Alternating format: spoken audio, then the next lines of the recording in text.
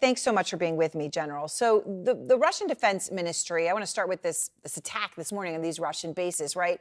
The furthest attacks in Russian territory that we have seen by far. Russia says Ukraine used drones and that there were casualties. Now, I want to be clear, Ukraine hasn't claimed responsibility, but if Russia's correct, right, and I should note Ukraine never directly claims responsibility for these things, so that would be the norm. Is it wise for Ukraine to be attacking inside Russian territory and so deeply inside Russian territory?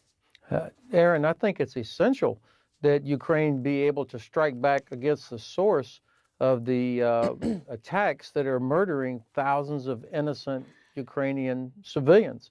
Now, I like the fact that Ukraine seldom claims credit for these kind of things because they don't want to reveal capabilities that they have. But this has to be of great concern to the Russians if the Ukrainians actually do have the ability to strike that far, because that means no place on the Crimean Peninsula will be safe either.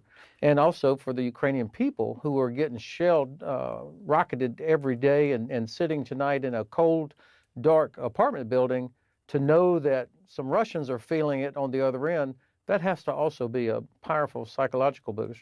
Certainly. And now you mentioned the distance, and I want to just show everyone why this is so crucial, right? The two Russian bases that we're talking about that were attacked overnight are between 300 and 350 miles from Ukrainian territory. So when we see the blast go off in the video on your screen, this is 300 to 350 miles away from Ukraine.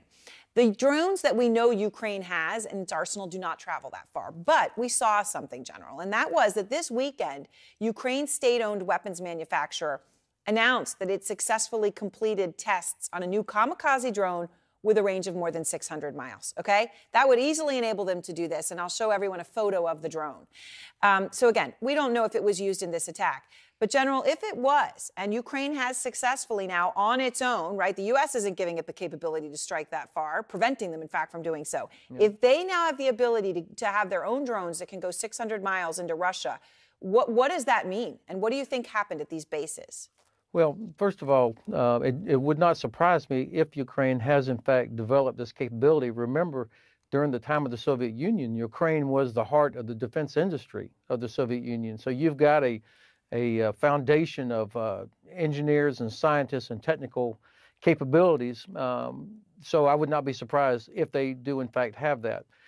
If they are able to now hit all the different bases around Crimea, for example, the air base, Sevastopol, the Navy base, that makes, in my view, Crimea becomes untenable for Russian forces, and ultimately Crimea is the prize, and the Ukrainians, I think that's the intention, is to get, obviously, to liberate Crimea by the end of the summer. Which is obviously incredible. And the one thing, of course, that Putin has made it clear, right, there's a no-go. So this puts us at a crucial point again in this war. And the war, by the way, General, that is being conducted by both the Russian military and the Wagner mercenary group. And I just wanted to play another clip from my interview with that former Wagner commander. I asked him what the world should know about the person in charge of the Wagner group, right, who is fighting in Bakhmut right now, Evgeny Prigozhin. And here's what he said. The only thing he wants is power and money. And all his words he is saying is hiding his real purposes. What he is saying and doing has a very negative effect on people's minds. What he is writing on people's telegram is just propaganda of cruelty, and he is just boasting. Look at us. We are so cruel. And he is very dangerous because he is imposing this idea to people that this is the norm, that this cruelty is the norm. General, this man knows Prigozhin well, all right? Just to be clear, you're looking at, a person who looks like just a normal person. This is a man who ran tactical operations in Syria for the Prigozhin group, right? He is saying Prigozhin is cruel.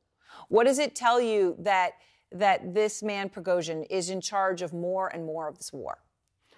Two or three things come to mind. First of all, Mr. Prigozhin is certainly making it easier for the prosecutors at the International Criminal Court in The Hague to build the case for the war crimes he is directly responsible for committing or directing. So that's one.